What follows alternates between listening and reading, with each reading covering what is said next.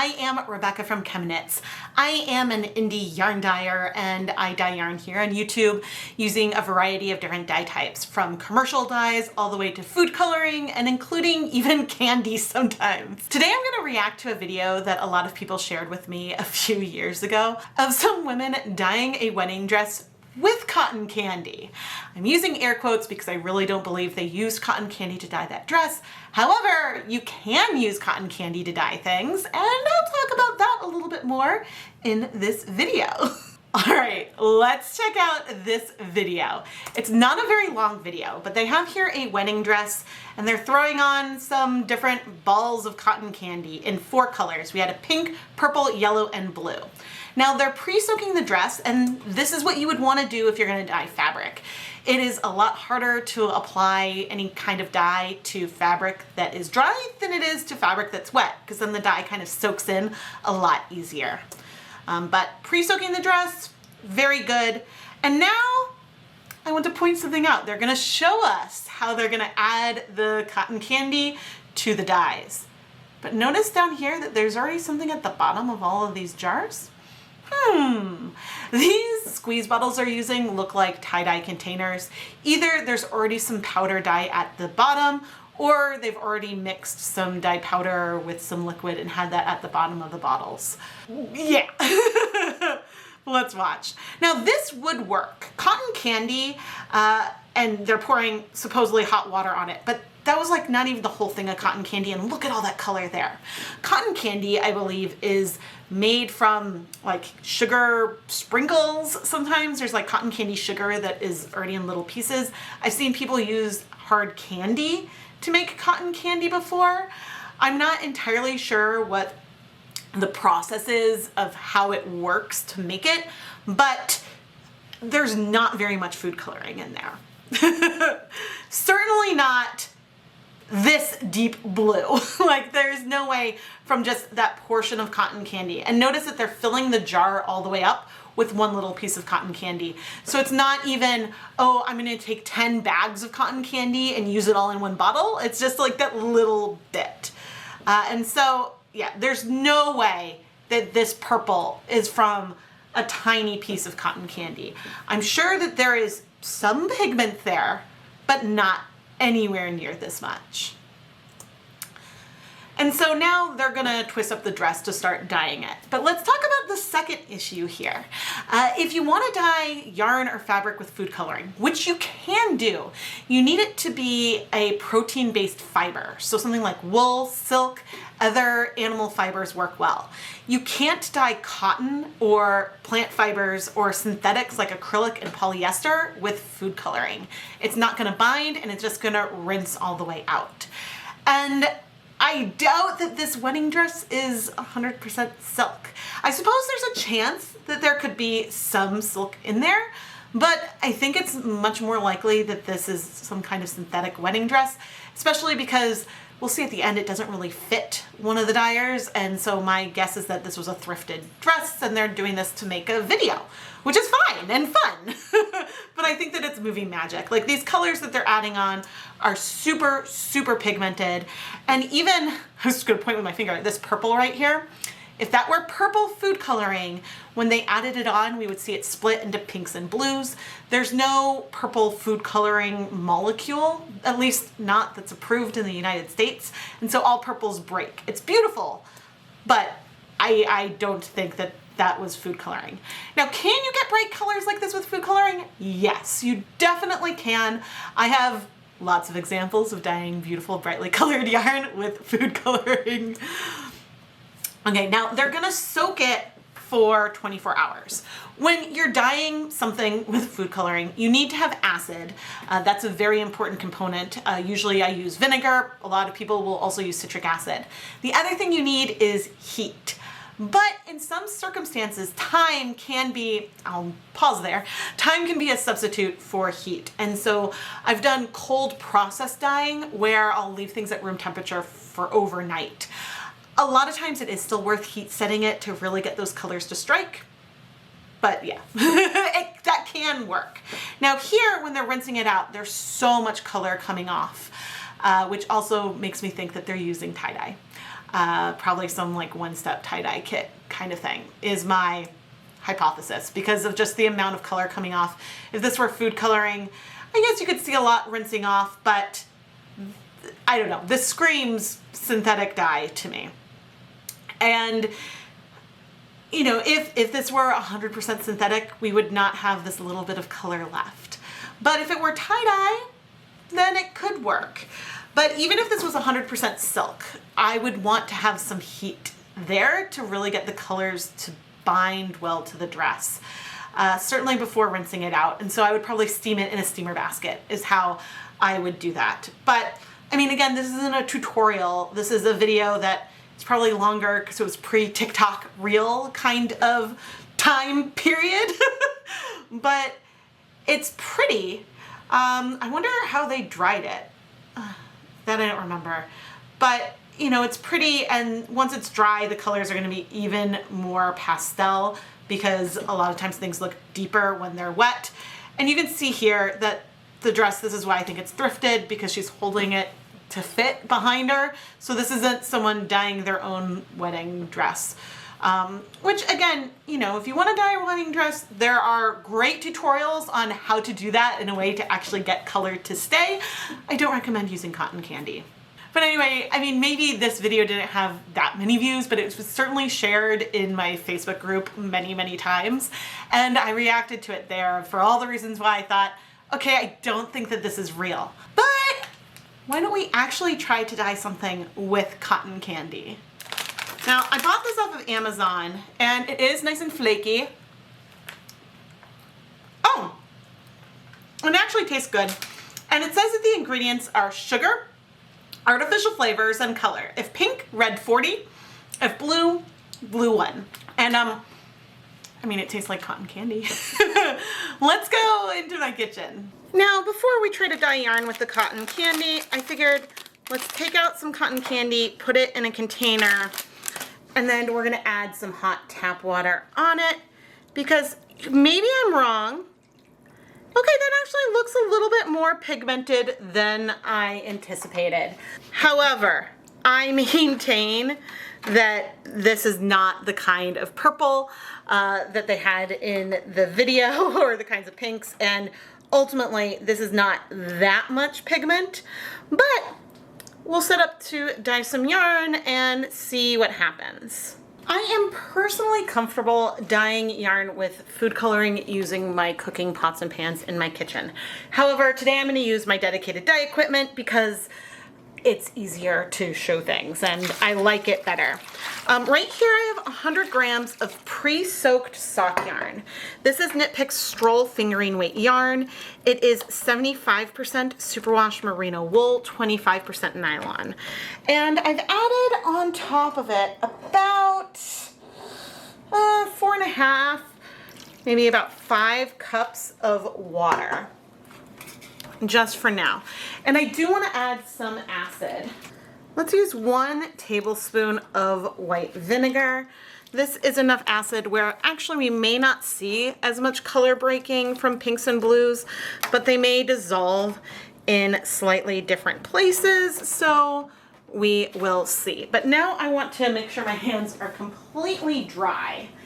And let's bring this over to the stove and start heating it up. We're in a 4-inch deep catering steam pan across 2 burners on my stove. And I'm gonna just start heating this up. I'm gonna save that purple candy cane water that we have and use a new package of cotton candy once this heats up to start dyeing our yarn. We are starting to get steamy and I'm gonna reduce the heat to low. You can apply heat at any point in the process. I just decided you can apply the heat at any point in the process. I just decide sometimes to have it hot to start adding our, I guess, dye. Let's open this up. And I'm gonna take little pieces and just toss it on. Okay, this is really, really fun. And all right, there's a lot more pigment in here than I expected. Of course, my hands are getting a little bit steamy, and so that's making the cotton candy stick to my hands. And but you can see it's just melting in this very fun and colorful way. Let's zoom in on an area, and we're gonna have this big piece of cotton candy, and as soon as we put it on the yarn, it's just melting in. Okay, let's use a bigger piece just right here. That is oddly satisfying. Now, if you're concerned about adding sugar onto the fiber, don't be. The sugar will rinse back out once you're done dyeing. However, there are certainly types of candy that I don't recommend using for dyeing yarn. Let's just put that whole thing down. I don't recommend using anything with wax like jelly beans or Skittles, but something that works great are candy hearts. Those are some of my favorites. But actually, I'm seeing some speckles here. I don't know if you can see some of those little dots that are in there. I think that because of the way that this is spun from sugar, there are little bits that are more saturated in the candy. Maybe we'll see those in the end, and maybe I'll be able to get a little closer. Now, this is the amount of color we've had from one container of cotton candy, which is about 1 ounce of cotton candy. This is 100 grams of yarn, so about 1/4 of a pound. A wedding dress is a lot more, and yes, the color that they got was not very pigmented in the end, but this amount of color tried to spread over a gown also wouldn't give that much color, but I still stand by my belief that they use some kind of commercial dye in there. Even while this is impressing me a lot. We'll see how sticky it is to remove, but I mean, there's something really satisfying about this. I considered just buying some cotton candy like sprinkles, the cotton candy sugar that you would use to make cotton candy, but oh no, my fingers. But I decided if I'm gonna try to dye yarn with cotton candy, I should use the actual cotton candy. But as I bring in another bag, there is something very fun and satisfying about this, and also watching the way that the colors just melt onto our yarn. Now you can see that we do have some color in the water where some things have spread, and I mean, that's just part of it. And we also probably will end up with some whites in our yarn, but they may end up being more pastel depending on how these colors go in. But because we had this multicolored cotton candy to start with, and I think this is our 4th bag that we're putting on here, because the cotton candy had these colors in it, that's why we're getting this multicolored yarn. Now, is this the prettiest yarn I've ever dyed? No. No, but it's a lot of fun. Okay, here's another bag. At some point, I will flip this to apply color to the other side, and the more cotton candy I add, the more these colors are gonna average together in some kind of way, and well, that is fine. But I mean, I'm just enjoying this a lot. It's really satisfying seeing these colors melt in. Okay, now I'm gonna go ahead and heat this for 10 minutes, and then we're gonna flip the yarn over to dye the other side. As we wait for those 10 minutes, you can get an effect similar to this using straight food coloring, and buying cotton candy is a much more expensive way to go about doing things, for all it's very satisfying. And so if you would like to try dyeing yarn at home, I recommend getting a pigmented food coloring setup like the Wilton Color Right Color Performance System, or even McCormick's food coloring drops that you can usually find in your grocery store. All right, it's been 10 minutes. We do definitely have some color on the sides. But I'm gonna flip this yarn over, and you know what? We have a lot of color in here. I don't really feel the need to add more, or do I? Oh, yeah, what's the harm? We can do one more package, right? I mean, I have a bunch. How many have we used so far? We've used 5. Let's make it an even 6. And we can focus a little bit on some of these areas that have more white. There will likely be some whites left behind, which is okay. I don't mind. But honestly, I really wanted to do that some more. It is so satisfying. Now, the finished color is going to feel lighter than this because things always look lighter once they dry, but food coloring is surprisingly wash fast. It's just with the light fastness, you can start to get into some issues. So with anything dyed with food coloring, I recommend storing it in a closet, out of direct sunlight, especially when wet. But now we still have our dye. That very first package that we just dissolved in water that gave us this purple that looks a lot like grape Kool-Aid. Now I added that food coloring to 8 cups of water, and you can see there's really not that much pigment. But I'm going to add 1 tablespoon of white vinegar to this, and then slowly add another skein of pre-soaked yarn. This yarn is Knit Picks Swish DK. It is 100% superwash merino wool. And so with just the 1 packet of cotton candy, you can see that the color is almost all soaked up onto the yarn immediately without very much time. And the color on here is very pastel. The reason why we got something more pigmented in our other pan is that most of that cotton candy was all being added to 1 part of the yarn.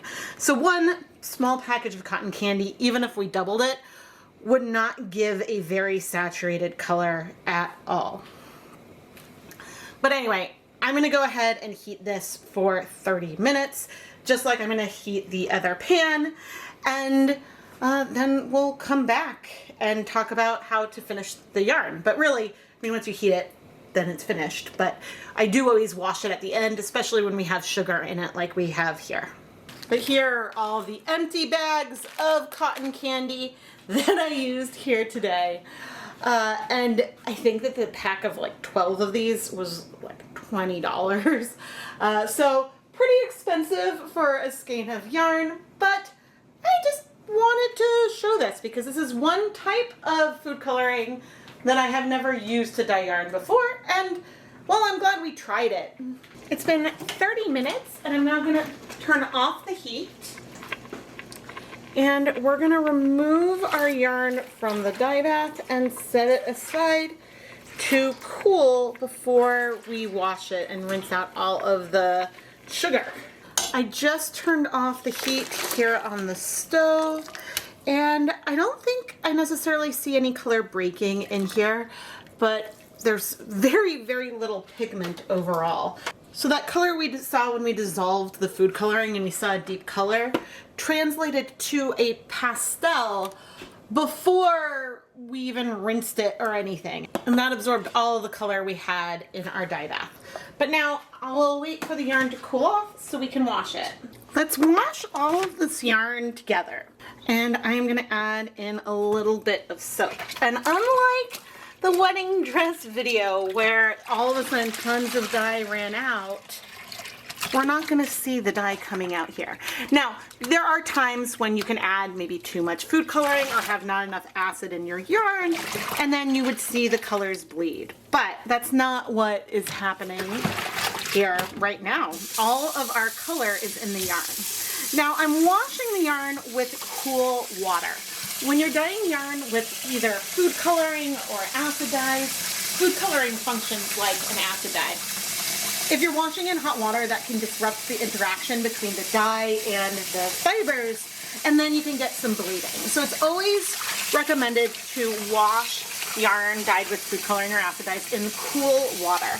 And I try to match it to the temperature of the yarn, so maybe a little bit lukewarm, so then it's not really, really cold as it is in winter in Massachusetts. But anyway, since this was dyed with candy, right, cotton candy, we want to rinse it a few more times than I might otherwise do at this stage. At this stage, I might rinse otherwise one more time to get the soap out, just because we want to make sure that the sugar is out. But Sugar is very, very soluble in water, and so it should rinse out pretty quickly. So I'm just gonna do a couple more rinses of this. Then I'm gonna hang up the yarn to dry, and we can take a look at the finished colors.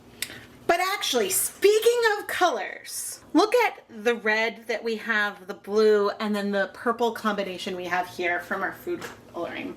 And our cotton candy just had blue and pink in there.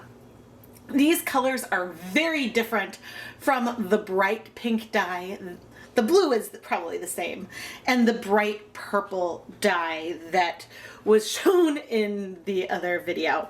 And so in the US at least, there are 5 different food coloring molecules that you can commonly find in food. One of them is a bright pink, but I think the colors that you would typically find in cotton candy would be more like this. And so that's just also worth pointing out. Here is the finished yarn that we dyed with cotton candy. Now, a single 1 ounce package of this cotton candy does have a reasonable amount of pigment. When you take it and place it on yarn directly, you can see more vibrant colors. But if we're gonna take like just one whole container of this cotton candy and dissolve it, there really isn't that much food coloring in there. And so you can see just how pastel this is. Now, imagine if you use just like 1 or even like 3 times as much of this to try to, quote, dye that wedding dress. There wouldn't have been enough pigment there.